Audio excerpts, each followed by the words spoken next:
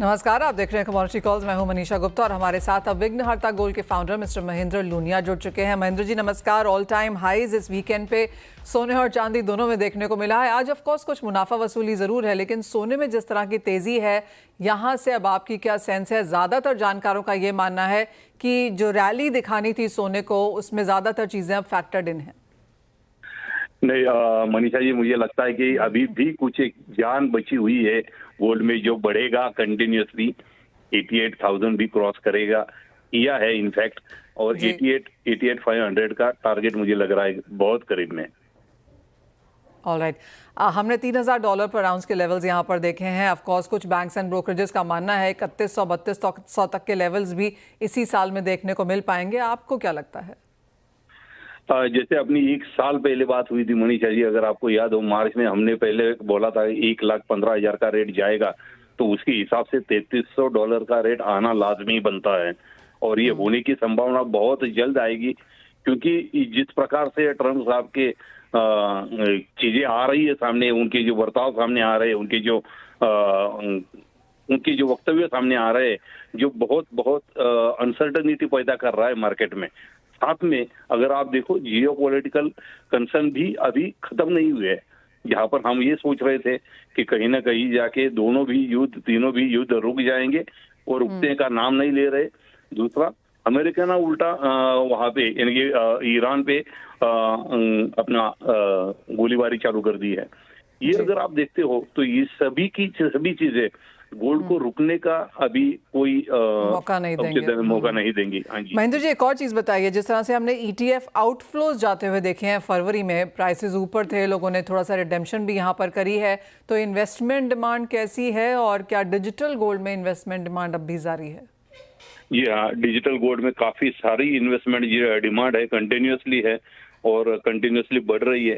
Gold ETF का क्या था ना मैडम, कि जो इन्वेस्टर पॉइंट ऑफ व्यू से जाते, शॉर्ट टर्म इन्वेस्टर जो रहते हैं, वो लोग अपना प्रॉफिट थोड़ा फार बुक कर लेते हैं, लेकिन अगर आप टोटल देखो, ओवरऑल देखो, तो उल्टा बढ़ी इन नॉट ओनली इंडिया, पूरे वर्ल्ड में गोल्ड की जो ETF में जो डिमांड है कंटिन्यूसली बढ़ रही है, बढ़ती जा रही है। और डिजिटल गोल्ड में अगर बात करूं मैं, इंडिया की बात करूं मैं, यस, कंटिन्यूसली ग्रोथ है बहुत अच्छी तरीके से। अभी भी हमारे पास इंक्वायरीज है, बहुत अच्छे बुकिंग्स हो रहे हैं, और ये मुझे नहीं लगता कि अभी रुकेंगे, क्योंकि आगे के 2-3 साल तो गोल्ड के रेट वैसे भी बढ़ते ही जाने की संभावना नजर आ रही है। डिजिटल गोल्ड की जस्ट एक बार वापस to put it on the table, Mahendra ji, क्या ग्रोथ हमने पिछले साल आते हुए देखी है? अगर इस क्वार्टर की अब तक की बात की जाए तो कितने नंबर्स हमने यहाँ बढ़ते हुए देखे हैं? अगर एक अप्रॉक्सीमेट परसेंटेज टर्म्स में हमसे डिस्कस कर सकें। अप्रोक्सीमेट अगर परसेंटेज की बात करूं तो यस, 2 गुना से 3 गुना गोल्ड के डिजिटल गोल्ड में इन्वेस्टमेंट बढ़ी है। नॉट ओनली विघ्नहर्ता गोल्ड, नॉट ओनली अस, पूरे एंटायर डिजिटल गोल्ड में डिमांड बढ़ी हुई है। 2 गुना से 3 गुना यहाँ पर डिमांड आई हुई है। Not only ETF, not only आपका सोवरिन गोल्ड बॉन्ड तो खैर बंद हो गया, लेकिन अगर गोल्ड मोनेटाइजेशन स्कीम, जिसकी अब लोग चर्चा करने लगे हैं और बैंक में जाके पूछने लगे हैं कि ये गोल्ड मोनेटाइजेशन स्कीम 2015 क्या है, कैसे कर सकते हैं, और इस पे भी लोग अभी यानी कि इन्वेस्टमेंट करने जा रहे हैं। Point taken. महेंद्र जी, बहुत शुक्रिया साथ जुड़ने के लिए। तो महेंद्र जी का मानना है कि 3300 तक के प्राइसेस यहाँ पर अंतर्राष्ट्रीय बाजारों में देखने को मिल पाएंगे। डिजिटल गोल्ड की डिमांड 2 to 3 टाइम्स यहाँ पर बढ़ती हुई नजर आई है, और गोल्ड मोनेटाइजेशन स्कीम में अब यहाँ पर लोगों का इंटरेस्ट फिर से जागा है, सॉवरेन गोल्ड बॉन्ड स्कीम बंद होने के बाद। वाले इसी के साथ एक ब्रेक के लिए भी रुकेंगे। जब लौटेंगे तो हमारे साथ पृथ्वी फिनमार्ट के डायरेक्टर मनोज कुमार जैन होंगे, उनसे जानेंगे ट्रेडिंग स्ट्रैटेजीज। अगर आपका हमारे साथ पृथ्वी फिनमार्ट के डायरेक्टर मनोज कुमार जैन है। मनोज जी नमस्कार। जो टॉप हेडलाइन बजिंग है वो सोना चांदी ही है, और अभी भी लोगों को लगता है कि यहाँ खरीदना चाहिए। थोड़ी सी कॉशन भी शायद यहाँ पर बाजार में अब सीप इन हो रही है। आप क्या कहेंगे near term, slightly longer term के हिसाब से, अगर हम सोना चांदी देखें तो दोनों में ही क्या व्यू होगा? नमस्कार मनीषा जी, बिल्कुल सोना और चांदी होली के सुनहरे रंग में रंगे हुए हैं, और अभी सब तरफ जो है बातें सबसे ज्यादा सोने और चांदी की हो रही है। वर्ष की शुरुआत में जब हमने आपके साथ प्रोग्राम किया था, तब हमने $3,000 तक के लक्ष्य जो है सोने के लिए सुझाए थे, और चांदी के लिए $40 तक के इंटरनेशनल मार्केट में लक्ष्य रखे थे। सोना $3000 के लक्ष्य को हासिल कर चुका है। और जिस तरह से अनसर्टेनिटी बनी हुई है, तो हमारा मानना है कि यहाँ पे अब जो अपग्रेडेड टारगेट रहेंगे सोने के लिए वो $3140 तक के रहेंगे इंटरनेशनल। और चांदी जिस तरह से आउट परफॉर्म करी है अब तक इस साल में, आपको लगता है आगे यही पेस बरकरार रहेगी? बिल्कुल मनीषा जी, चांदी में हमारा मानना है कि ज्यादा आउट परफॉर्मेंस देखने को मिलेगा सोने के मुकाबले, और 1,14,000 से 120 तक के जो लक्ष्य है वो इस साल देखने को मिल सकते हैं। जी हाँ, 1 लाख के ऊपर पिछले 24 घंटों से लगातार चांदी स्थित है और यहाँ से चार्ट्स के ऊपर काफ़ी स्ट्रेंथ दिखाती हुई। मनोज जी, साथ ही साथ मेटल्स कैसे देखते हैं आप, क्योंकि यहाँ पर भी बढ़त है, कॉपर 9 महीने के हाईज पर है, तेजी हमने टिन, लेड, जिंक, एल्यूमिनियम सब जगह आते हुए देखी है। सपोर्टिव फैक्टर्स हैं, चाइना का स्टिमुलस मेजर भी काम कर रहा है। बिल्कुल, यहाँ पे सबसे बड़ी बात है कि चाइनीज स्टिमुलस के साथ में डॉलर इंडेक्स में जो कमजोरी देखने को मिल रही है, तो मेटल के लिए एक बड़ा पॉजिटिव जो है रोल अदा कर रही है। तो हमारा मानना है कि $10,000 एलएमई कॉपर टेस्ट कर सकता है। उस लिहाज से 930 तक के स्तर यहाँ देखने को मिल सकते हैं। लेकिन एल्यूमिनियम में जो आउट परफॉर्मेंस है वो जारी रह सकती है, और एलएमई हमारा मानना है कि $2850 जो है वो यहाँ दिखा सकती है, और भारतीय बाजारों में 280 तक के लक्ष्य जो है एल्यूमिनियम में देखने को मिल सकते हैं। तो ओवरऑल मेटल में भी परफॉर्मेंस जो है वो बेहतर बनी रहेगी, और एल्यूमिनियम यहाँ पे ओवरऑल मेटल पैक में एक टॉप पिक लगती है। ऑलराइट, एल्यूमिनियम में एक टॉप परफॉर्मेंस के तरीके से यहाँ पर आगे आ सकता है। और इसी बीच हमारे पास एक मैसेज आया है मनोज जी, पूना से सचिन शर्मा ने लिखा है कि सोना इन्हें खरीदना है और फ्यूचर्स में लेना चाहते हैं, एक लॉट से शुरुआत करना चाहते हैं, जानना चाहते हैं कि क्या दाम कम होंगे। सोना बिल्कुल अभी यहाँ पे जो ट्रेंड है वो पॉजिटिव बना हुआ है मनीषा जी, और अगर शाम के सत्र में कोई भी डिप आता है 87,800 के स्तर पे यहाँ पे इंट्राडे में बाय कर सकते हैं।